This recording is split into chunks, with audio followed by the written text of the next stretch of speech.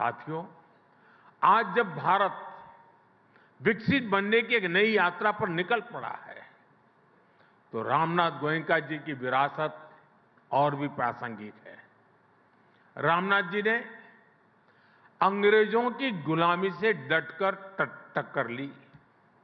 उन्होंने अपने एक संपादकीय में लिखा था, मैं अंग्रेजों के आदर्श पर अमल करने के बजाय अखबार बंद करना पसंद करूंगा।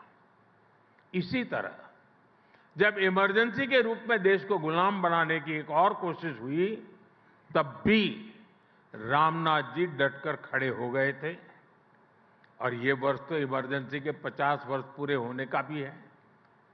और इंडियन एक्सप्रेस ने 50 वर्ष पहले दिखाया है कि ब्लैंक एडिटोरियल भी जनता को गुलाम बनाने वाली मानसिकता को चुनौती दे सकते हैं।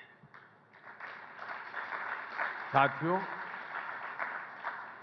आज आपके इस सम्मानित मंच से मैं गुलामी की मानसिकता से मुक्ति के इस विषय पर भी विस्तार से अपनी बात रखूंगा।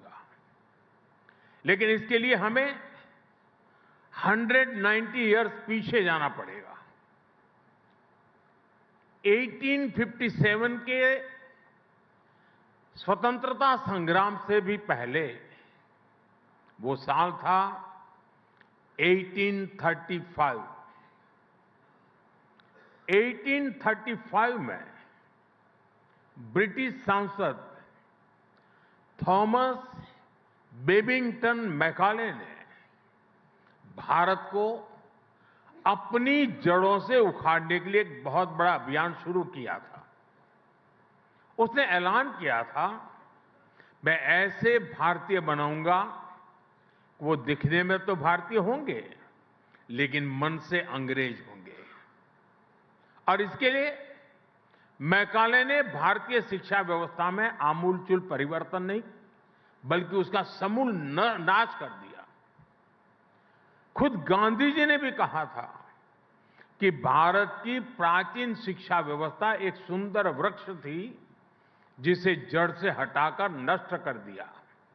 साथियों, भारत की शिक्षा व्यवस्था में हमें अपनी संस्कृति पर गर्व करना सिखाया जाता था। भारत की शिक्षा व्यवस्था में पढ़ाई के साथ ही कौशल पर भी उतना ही जोर था। इसलिए मैकाले ने भारत की शिक्षा व्यवस्था की कमर तोड़ने की ठानी और उसमें सफल भी रहा। मैकाले ने यह सुनिश्चित किया कि उस दौर में ब्रिटिश भाषा, ब्रिटिश सोच को ज्यादा मान्यता मिले और उसका खामियाजा भारत ने आने वाली सदियों में उठाया। साथियों, मैकाले ने हमारे आत्मविश्वास को तोड़ दिया, हमारे भीतर हीन भावना का संचार किया। मैकाले ने एक झटके में हजारों वर्षों के हमारे ज्ञान विज्ञान को, हमारी कला संस्कृति को, हमारी पूरी जीवन शैली को ही कूड़ेदान में फेंक दिया था। वहीं पर वो बीज पड़े कि भारतीयों को अगर आगे बढ़ना है, अगर कुछ बड़ा करना है, तो विदेशी तौर तरीकों से ही करना होगा। और ये जो भाव था वो आजादी मिलने के बाद भी और पुख्ता हुआ। हमारी एजुकेशन, हमारी इकोनॉमी, हमारी समाज के एस्पिरेशन सब कुछ विदेशों के साथ जुड़ गई। जो अपना है उस पर गौरव करने का भाव कम होता गया। गांधी जी ने जिस स्वदेशी को आजादी का आधार बनाया था उसको पूछने वाला ही कोई नहीं रहा। हम गवर्नेंस के मॉडल विदेश में खोजने लगे। हम इनोवेशन के लिए विदेश की तरफ देखने लगे। यही मानसिकता रही जिसकी वजह से इंपोर्टेड आइडिया, इंपोर्टेड सामान और सर्विस सभी को श्रेष्ठ मानने की प्रवृत्ति समाज में स्थापित हो गई। साथियों, जब आप अपने देश को सम्मान नहीं देते हैं तो आप स्वदेशी इकोसिस्टम को नकारते हैं, made in India manufacturing ecosystem को नकारते हैं। मैं आपको एक और उदाहरण टूरिज्म की बात करता हूं। आप देखेंगे कि जिस भी देश में टूरिज्म फला फूला वो देश, वहां के लोगों को अपनी ऐतिहासिक विरासत पर गर्व करते हैं। हमारे यहां इसका उल्टा ही हुआ। भारत में आजादी के बाद अपनी विरासत को दुत्कारने के ही प्रयास हुए।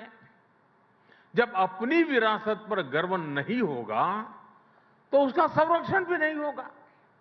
जब संरक्षण नहीं होगा तो हम उसको ईंट पत्थर के खंडहरों की तरह ही ट्रीट करते रहेंगे। और ऐसा हुआ भी। अपनी विरासत पर गर्व होना टूरिज्म के विकास के लिए भी आवश्यक शर्त है। साथियों, ऐसे ही स्थानीय भाषाओं की बात है। किस देश में ऐसा होता है कि वहां की भाषाओं को दुत्कारा जाता है? जापान, चीन और कोरिया जैसे देश, जिन्होंने देश के अनेक तौर तरीके अपनाए, लेकिन भाषा फिर भी अपनी ही रखी, अपनी भाषा पर कॉम्प्रोमाइज नहीं किया। इसलिए हमने नई नेशनल एजुकेशन पॉलिसी में स्थानीय भाषाओं में पढ़ाई पर विशेष बल दिया है। और मैं बहुत स्पष्टता से कहूंगा, हमारा विरोध अंग्रेजी भाषा से नहीं है। हम भारतीय भाषाओं के समर्थन में हैं। साथियों, मैकाले द्वारा किए गए उस अपराध को 1835 में जो अपराध किया गया, 2035 10 साल के बाद 200 साल हो जाएंगे।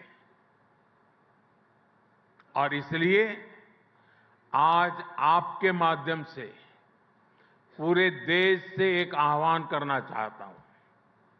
अगले 10 साल में हमें संकल्प लेकर चलना है कि मैकाले ने भारत को जिस गुलामी की मानसिकता से भर दिया है, उस सोच से मुक्ति पाकर के रहेंगे। 10 साल हमारे पास बड़े महत्वपूर्ण हैं।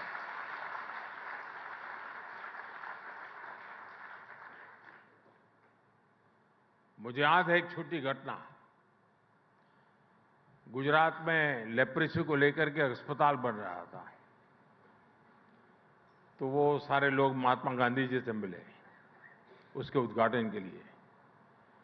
तो महात्मा जी ने कहा कि मैं लेप्रेसी के अस्पताल के उद्घाटन के पक्ष में नहीं हूं, मैं नहीं आऊंगा, लेकिन ताला लगाना है उस दिन मुझे बुलाना, मैं ताला लगाने आऊंगा। गांधी जी के रहते हुए इस अस्पताल को तो ताला नहीं लगा था, लेकिन गुजरात जब लेप्रेसी से मुक्त हुआ और मुझे उस अस्पताल को ताला लगाने का मौका मिला जब मैं मुख्यमंत्री बना।